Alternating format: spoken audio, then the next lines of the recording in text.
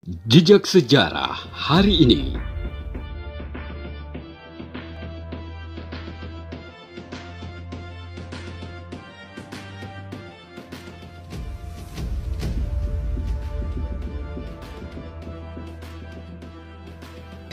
November 13 tahun 1980, Insinyur Sutami meninggal dunia. Insinyur Sutami meninggal dunia pada usia ke-52 tahun karena penyakit liver yang dideritanya. Sejak era Kabinet Dwi Kora tahun 1964, Insinyur Sutami sudah diangkat menjadi Menteri Negara diperbantukan pada Menteri Koordinator Pekerjaan Umum dan Tenaga untuk urusan penilaian konstruksi oleh Presiden Soekarno. Karirnya berlanjut dengan mengisi posisi yang sama pada Kabinet Dwi Kora II tahun 1966. Selama menjabat sebagai seorang menteri, Sutami adalah orang yang sangat sederhana serta memiliki kepercayaan dari Presiden Soekarno dan Soeharto kala itu.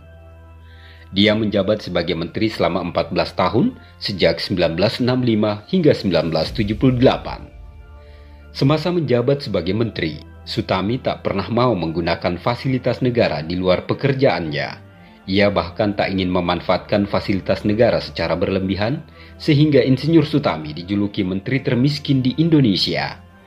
Bahkan saat lengser pada tahun 1978, ia mengembalikan semua fasilitas negara yang pernah ia terima, termasuk mobil dinas miliknya. Sayangnya, usai lengser dari jabatannya itu, kondisi ekonomi Sutami mulai memburuk. Bahkan ia sempat kesulitan biaya berobat saat sakit, hingga akhirnya Sutami menghembuskan napas terakhir akibat sakit liver pada 13 November 1980. Sebelum meninggal, Sutami juga berpesan bahwa ia tak ingin dimakamkan di makam pahlawan Kalibata. Itulah sebabnya makam Sutami berada di Makam Tanah Kusir, Jakarta Selatan.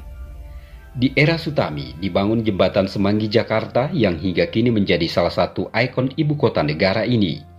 Ia juga mengawasi proyek raksasa seperti Gedung DPR, Waduk Jatiluhur, dan Bandara Ngurah Rai Bali. Tak hanya itu, saat Indonesia ditunjuk sebagai tuan rumah Asian Games pertama pada tahun 1962, Presiden Soekarno menginisiasi beberapa mega proyek yang banyak melibatkan Insinyur Sutami untuk merancang dan membangun mimpi Bung Karno yang bertujuan mendapat perhatian dari dunia internasional. Di antaranya pembangunan Stadion Bung Karno, Hotel Indonesia, Monumen Selamat Datang, serta Monumen Nasional atau Monas.